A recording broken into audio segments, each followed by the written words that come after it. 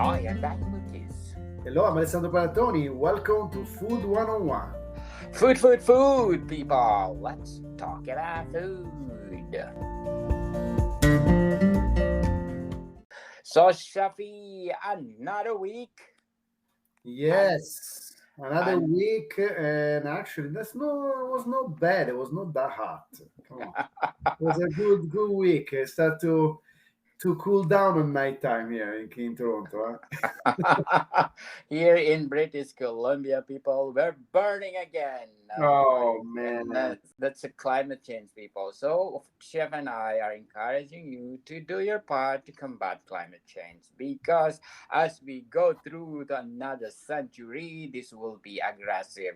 And according to the scientists, we are no longer a global warming. We are now boiling, people. Every time summer, we are burning. But as I said, Chef and I are encouraging you to do your part. For sure, we are late of what we are doing right now, but at least you're doing your part for our generation to come.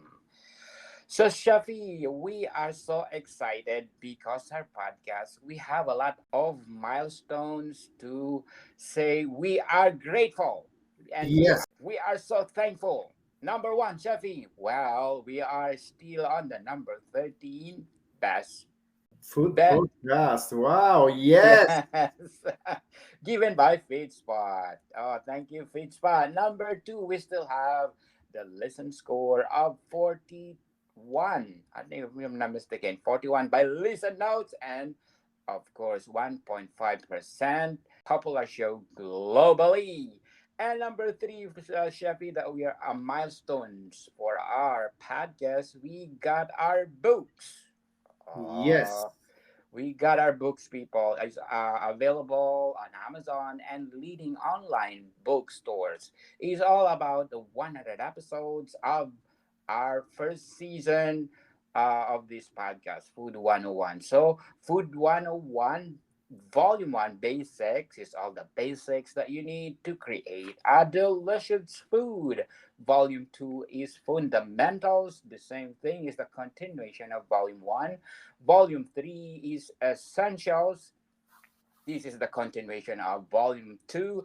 And of course, Volume 4 is Greek cuisine. Volume 5 is Japanese cuisine. Volume 6 is Spanish cuisine. And Volume 7, Indian cuisine. And probably Chef Alessandro will come on the Volume 12. I'm calculating already because still have 3 volumes to come. I talk a lot on my first season. And again, Chefy, another milestone for our podcast because we are doing our culinary course online. Yes. And Chef and I are so very happy to tell you that we are in the middle of making our culinary course. And we will give you some of the modules in our course. So if you are taking our culinary course on Food 101, your module 1 will be kitchen basics. Okay, people, module 2 will be ingredient knowledge. Module 3 will be cooking techniques. Module 4 will be flavor and seasoning. Module 5 is baking and baking basics. And module 6 is food presentation. Module 7 is culinary nutrition. And module 8 is global cuisine. This is only a temporary modules. We can add or we can delete some of the modules, but it depends how we presented it. But we make sure that this culinary course you will learn a lot. And I are thinking this culinary course will be on the first week of January next year Wow. because Lots of work to do. lots, lots of lots of hard work to do, right, Shafi? Yeah, that's right. But for the sake of Food 101 culinary course, Chef and I can do it. Of course we will.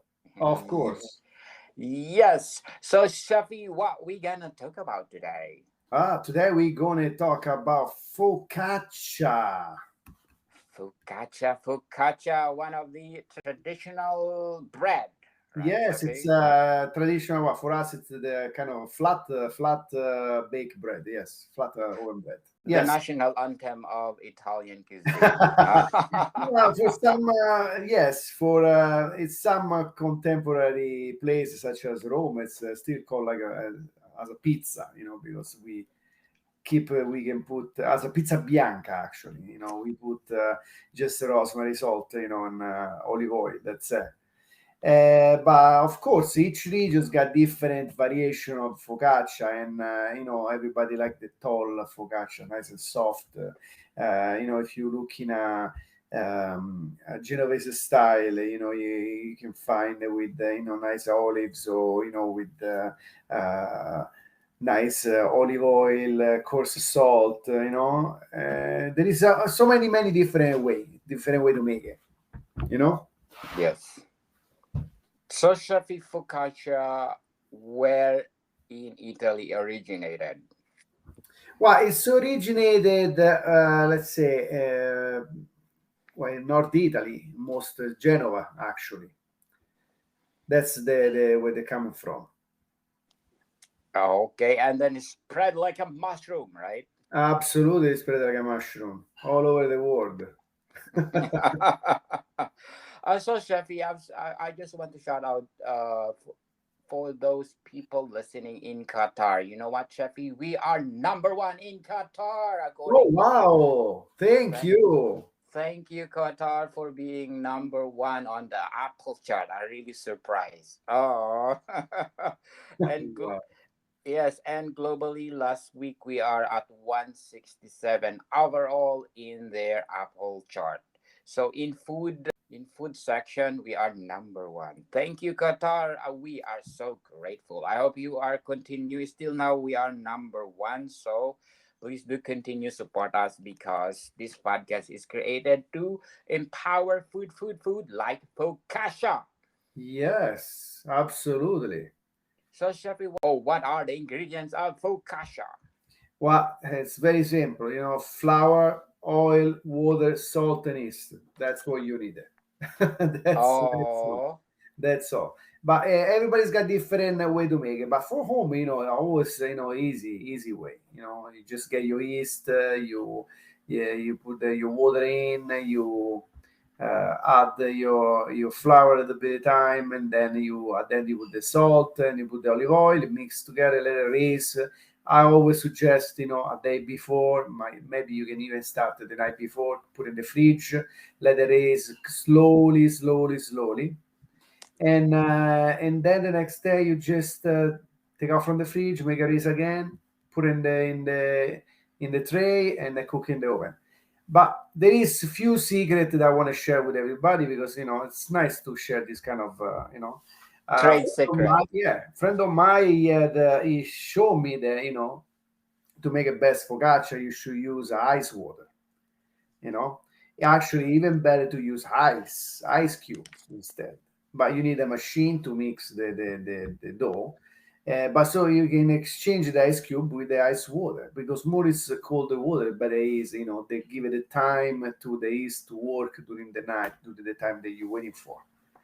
And that's it. That's one of my secret when I make focaccia. So, Shafi, what is the reaction for the cold water Well, for? the cold water leave, let the dough growing slowly. Doesn't If you use a warm water, you use a hot water to start right away. Yeah, the yeast is going to start right away. But then because we want to let the rest for the night, we don't want to mix right away. The yeast is going to lose the power. Instead with the cold water, using the cold water, the yeast is going to work a little bit at a time during the night, and to give the best result in the morning, when you practically take it out from the fridge and you put it on the tray, you make it raise again, and then you bake it there in the oven. 325 Fahrenheit is 180 Celsius. Yes, about, yeah.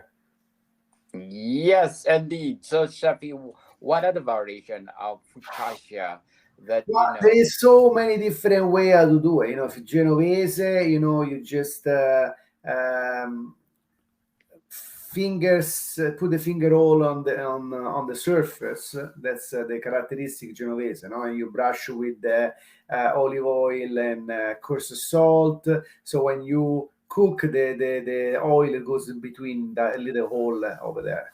And there is so many other way you can put sun-dried tomato on top. You can put cherry tomato on top. You can put even the olives on top, and cook with that. There is so many different way. Eventually, you can even put sugar on top and make it sweet, a sweet focaccia. You Oh actually, wow. yeah. If you go North Italy, people have a breakfast with that, with the focaccia in the cappuccino and the caffè latte. Yes, they do. So there is a different way. You can put any kind of spice on top, seasoning on top. I used to make in my old restaurant when I was in Sarnia, Ontario. I was using rosemary and basil, oregano, all herbs on top of the focaccia, and Oh yeah, it wow. was successful. It was amazing. And later on, we are thinking to start to do it at the Sotto Sotto restaurant where I'm working now. So and we working on it. Okay, so you're starting offering focaccia. Not yet. We working on it, so that we're gonna get in the routine and production to make it. So pretty soon, pretty soon. Yes, because focaccia people one of the trademark of Italian cuisine. Yes, it's true. It's true. It's like focaccia, oh, it's from Italy, as Yeah, they well, the said. good thing about focaccia, that actually you can even make it thinner, and then you can stuff it, and then you can cover up with another thinner layer. So practically, when you cook it, and then you practically have the stuffing inside. It's so cool. In Italy, we do with chicory, or you can do with sweet chard. Saute in the frying pan with garlic olive oil. You put inside, you cover up with the dough. There we go. And yeah, with the prosciutto, with the ham and cheese, with the salami. Oh, there is so many way to do it, and so cool to so good to eat actually. Yeah, really. Definitely. Absolutely. I miss. Well, it's not that I miss because I can make anytime for home. But the thing is, I really miss the variation, no? When you go to a bakery in Italy, you can find all different kind of variation. You can, okay, a little piece of this, a little piece of that. So instead, when you are home, you're just gonna make one kind. You can make 20. my Yes. my kid, my kids, my kids will love to make it 20, but I can't. So what kind of focaccia that you like best, Effie? But usually traditional, like just with the coarse of salt and olive oil. That's my favorite. Because you can always cut it in half and fill it up with whatever you want at the end. You can put salame, prosciutto, caciocavallo, and anything you like to stuff you can even make a kind of sandwich. It's Yes. good for party if you have a party, especially now summertime, still summertime anyway. And whoever's got a pool at home, sitting outside the pool, nice focaccia sandwich. Oh wow, that's amazing. Che buono. Absolutely. Ah. Oh yes. So, Sheffy, before we go on, we want to shout out to the people listening in Norway. Oh Oh, yeah. Fantastic. Norway. Thank you so much. In Oslo County, we got 57% audience share. Rogaland at 14%. Wow. Viking at 7%. Inlandet at 7%. Aus-Agder at 7%. And last but not the least, more Gramsdal at 7%. Thank you, Norway, for Thank you very much. yes, for supporting this podcast because this podcast is created, as I said, to empower food like focaccia. So, Chefy, focaccia can we do as appetizer, main course, or dessert? Oh yeah, of course.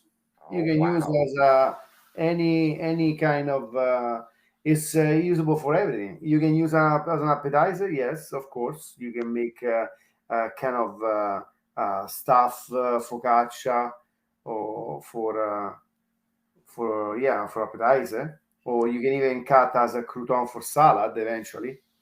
And therefore, main, yes, you can cut it you can toast it, and you can use for a zuppa di pesce or any kind of juicy main course to dip the bread beside. Of course, yeah.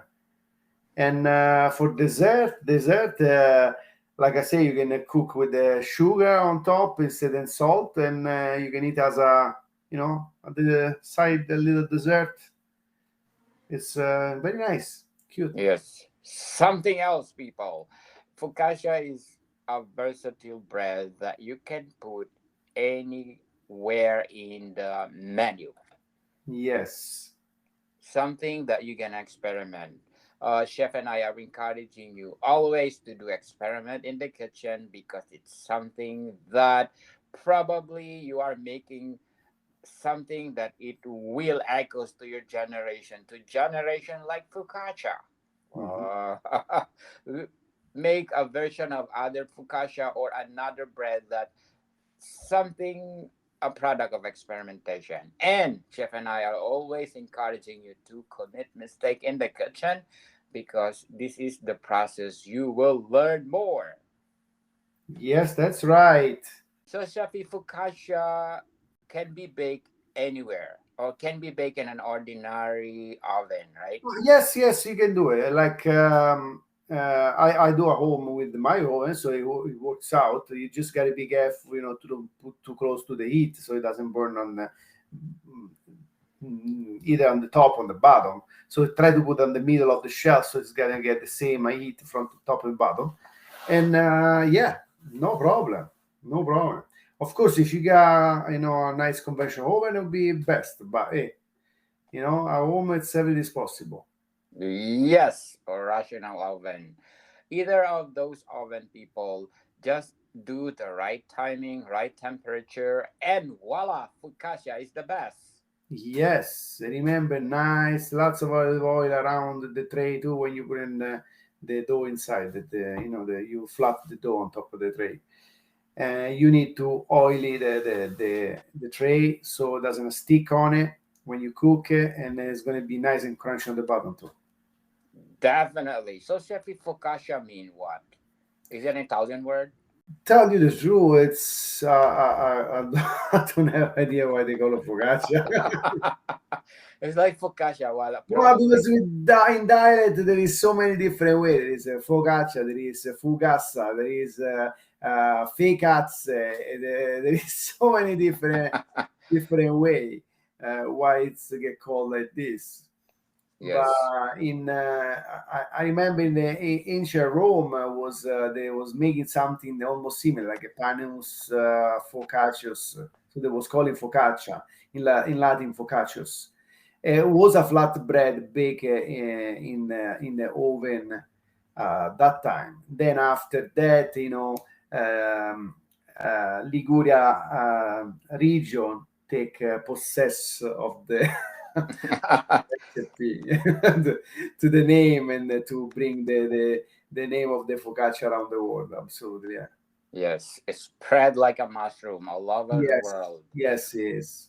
So, Shafi, before we go on, people, I'm inviting you to grab your copy of my latest book, Money Matters Volume 1 Solid Foundation. It's all about a comprehensive guide designed to empower individuals at all stages of their financial journey, from the essentials of money management to the more intricate aspect of personal finance. So please do grab a copy of my financial books, Money Matters, Volume 1, Solid Foundation.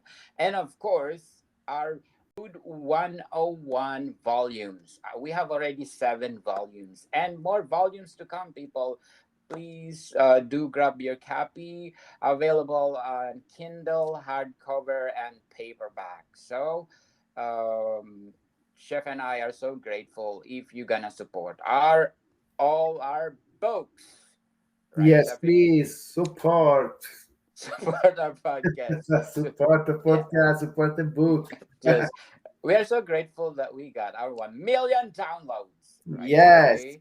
And I hope you continue doing it because Chef and I, of course, if we have 1 million downloads, we are aiming for 2 million downloads. Oh yeah. Why stop at two? Why stop at two? We can go three, four, Yeah, five. yeah. So Yes.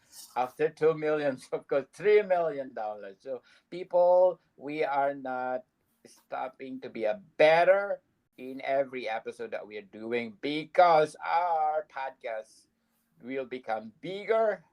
Better and bolder. Yes, and we have a lot of milestones to celebrate. What else we can say about Focaccia? Well, I can tell you, focaccia. It's one of my favorite. I love bread anyway. It's not only my favorite. I can see any other bread I love it. But no, no, it's a good memory. They give me good memory. A focaccia, it's easy to make. So guys, try at home. It's so simple, and just follow the on the net. There is so many recipe that you can follow through. They're very good recipe, and sometimes I look around and I see that people start to finally put some nice recipe on the net, so that's good. And then they try to push people to do at home, to work at home, to make bake, cook, and to work at home with the especially when you with the family, it'll be very nice. Yes, let's try focaccia, people. It's one of a kind. It's something to die for. It's something that you, once you eat it, you want to eat again. Oh, because it's something different from other bread.